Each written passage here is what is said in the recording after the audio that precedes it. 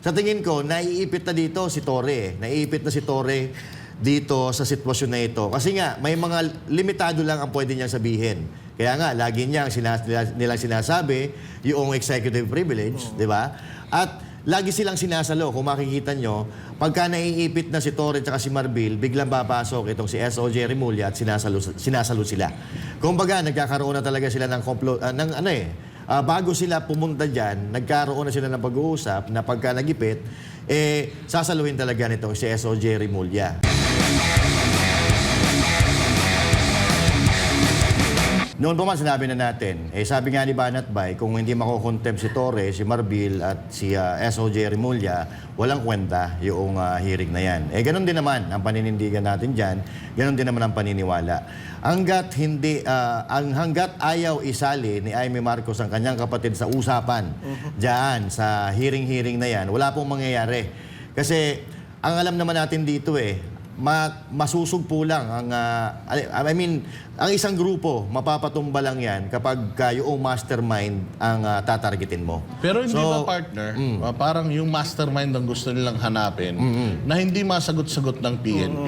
Yes, kasi nga nagtataguan sila Kumbaga, etong darating siguro yung panahon na magkakaipitan, doon lang sila maliliwanagan, doon lang nila sasabihin yung mga gusto nila sabihin. Kaya lang ngayon kasi, parang may iniilagan sila mga partners May iniilagan silang sasabihin, may iniilagan silang tao, yun ang pakiramdam natin. Pero sa tingin ko, naiipit na dito si Torre. Naiipit na si Torre dito sa sitwasyon na ito. Kasi nga, may mga limitado lang ang pwede niyang sabihin. Kaya nga, lagi nilang sinasabi yung executive privilege, di ba? At lagi silang sinasalo. Kung makikita nyo, pagka naiipit na si Torre at si Marbil, biglang papasok itong si S.O.J. Remulla at sinasalo sila.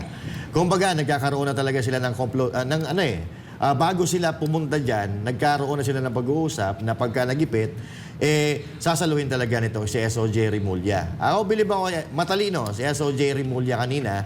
Although, hindi ako naniniwala doon sa sinabi niya na binubuli daw sila sa Senado. Kayo yung mga traidor. Kayo yung mga traidor. Binubuli sila? Oo. Okay. Kayo yung mga traidor sa Pilipinas. Kayo yung nag-traidor sa ating dating magaling na Pangulo. Tapos kayo ang binubuli. Parang baliktad huwata. Pero basta sa akin, hanggat hindi sinasali ang mastermind dyan sa usapan na yan, walang kwenta ang hearing na yan. Wala tayong mapapala dyan. Hanggat yung may kagustuhan na magpadala kay Pangulong Duterte dyan sa Hague, hindi lumalantad at hindi pinapangalanan, walang kwenta ang hearing na yan, partner. Talagang, ang bottom line dito, talagang gusto talaga nila dalhin si Pangulong Duterte sa The Hague, no? Ang iniisip ko dito, bahala na. Kung anong mangyayari, basta ang importante, madala natin si Pangulong Duterte doon sa The Hague. Kasi, eto, kung tumagal pa yan, halimbawa si Pangulong Duterte hindi nila nadala noong araw na yan, malilintikan sila doon sa nag-utos. Na alam naman natin na si Marcos Jr. ang nag-utos niyan. Wala namang iba. Sino pa ba ang mag-uutos sa kanya niyan? So now, eto, dito na natin nalalaman na mga sinungaling talaga ito Kasi kanina, etong si Marbil, actually, sa tingin ko nga, mas matalino pa itong si Torre kay Marbil Kasi kanina, ini-interpolate siya ni Senator Amy Marcos, wala siyang maisagot Kumbaga, nagturo sa CIDG, yung CIDG, tinuro naman si PNP Chief, yung CIDG, nagturo na naman sa ibang departamento. At yung departamento na itinuro ni PNP Chief Marbil, tumanggi na hindi daw sila ang nagbigay ng hudyat para isakay sa eroplano si Pangulong Duterte. So now, ang question kasi dito, sino ang mastermind? Sino ang nag-utos na dalhin sa The Hague si Pangulong Duterte? Na yan ay hindi nasagot kanina sa hearing. Doon dapat iikot sino? Kaya lang ang problema, paikot-ikot yung istorya hanggat sa nagkabuhol-buhol na nalaman tuloy ng taong bayan na lahat sila mga sinungaling. Speaking of information, yung information natin. Sabi ni kanina, ni Boying Remulla, hindi raw niya sasagutin yung details kung paano sinakay si Pangulong Duterte, sino may-ari noong eroplano sinakyan, magkano ang ginastos for national security reason.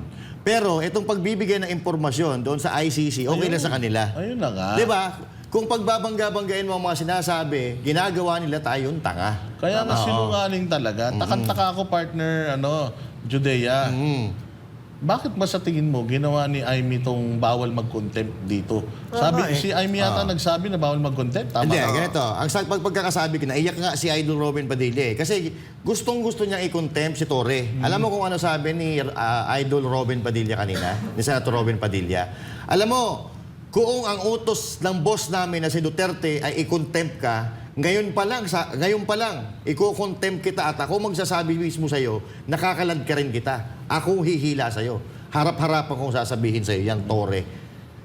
Nakakahiya yun bilang isang general na yung kung isang senador, hindi binibigyan ng halaga yung promotion mo dahil na-promote ka Sa paggawa ng kababuyan sa bansang Pilipinas. Di ba? So, eto, ang sabi ni Amy Marcos kanina, hindi kami magko-contempt ngayon kasi may nagsabi sa amin na wag daw mag-contempt. Oo, wag mag-contempt. Ano ang silbi nitong hearing ninyo kung may magsisinungaling at magpapaikot sa inyo, hindi nyo i-contempt, anong silbi ng hearing ninyo? Anong silbi ng pag-uusapan natin dyan? Ang silbi pag-uusapan ninyo? Na ngayon nga, dapat yung gusto yung palabasin, hindi lumabas kung sino ang mastermind at kung sino talaga ang utak sa pagpapadala kay Pangulong Duterte diyan sa Dahig. Tapos ayaw nyo mag-contempt. Dapat unang-unang i-contempt diyan si Torre, si Marbil. Kasi kanina, halatang-halata, kitang-kita na nagsisinungaling talaga sila. Actually, sabi hindi ko lang maalala yung iba, pero ito yung gist na sinabi ni Senator. Hindi siya nagtanong, nagsalita lang siya na sabi niya, nagtanong lang siya doon sa mga humuli dahil nagbigay nga siya ng halimbawa dito daw sa Pilipinas, ang hinuhuli ng ang pinatatapon ng mga kapulisan ay yung mga lumalaban sa mga komunista. Una-una dyan, si Pangulong Bongbong Marcos Sr., lumaban din yon sa mga komunista. Pinatapon sila sa Hawaii. Etong si Pangulong Duterte, alam naman natin na ito ay numero 1 talagang presidente na lumaban at talagang pinadapa ang mga komunista. Pero anong ginawa natin? Tinapon. Tinapon natin doon mismo sa baluarte ng mga komunista. Kung saan nanirahan etong si Joe Masison.